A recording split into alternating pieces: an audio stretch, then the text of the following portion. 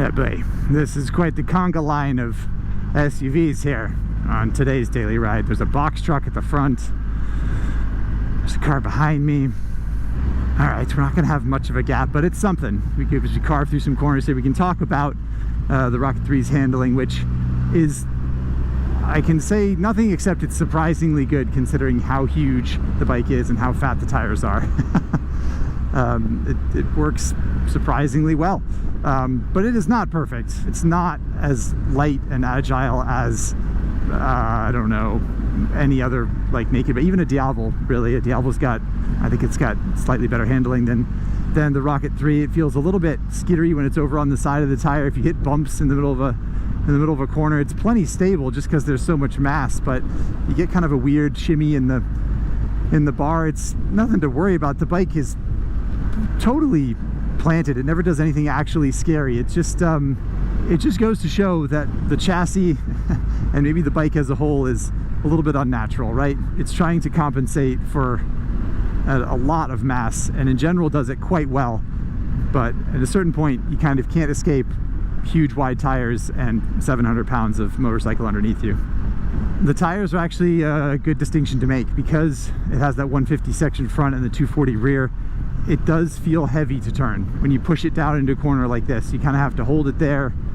It's not as neutral as modern motorcycles in general have become, and it's just wide tires and a lot of weight. And like I said, it's surprisingly good, but yeah, no, there's only so much you can do. Here we go.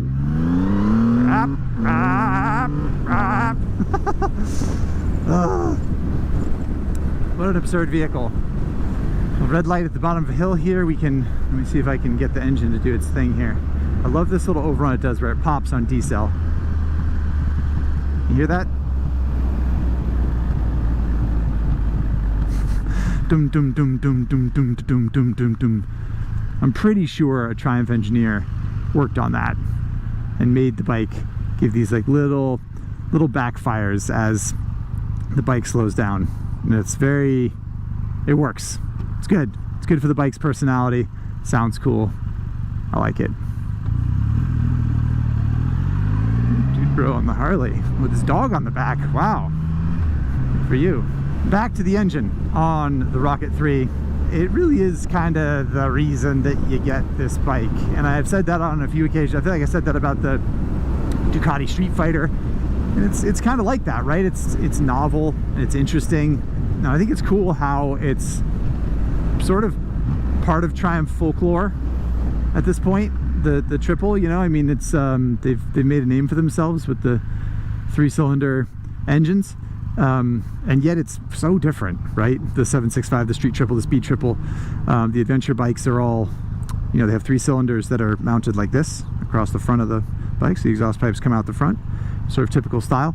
The Rocket 3, of course, is I can't twist my hand that way, but you get it. It's 3 cylinders like this, longitudinally mounted, so the exhaust pipes come out this side, 90 degrees off from where most of them are. Yeah, it makes the bike look different, it makes the bike feel different. I like that aspect of it. One thing that's worth discussing on a longitudinally mounted crankshaft is that the crank spins like this, and that means when you rev the bike, it twists a little bit. So watch. Let's see how it does that. It's because all those little explosions going on, or big explosions I suppose in the case of this bike, are firing and you know, twisting that crank and spinning it up and creating power for the motorcycle, but it also has inertia of mass spinning, and it pushes against the mass of the bike, which twists it over to the side. One thing that Triumph did, which I think is kind of cool to try to negate some of that while the bike is rolling, is they have the drive shaft of the bike spin the opposite way. So the crank spins one way, the drive shaft spins the other way, and while you're riding, it's supposed to reduce that that mass effect of all that metal spinning that direction, which I think is pretty nifty. I did a little bit of math, speaking of the engine actually,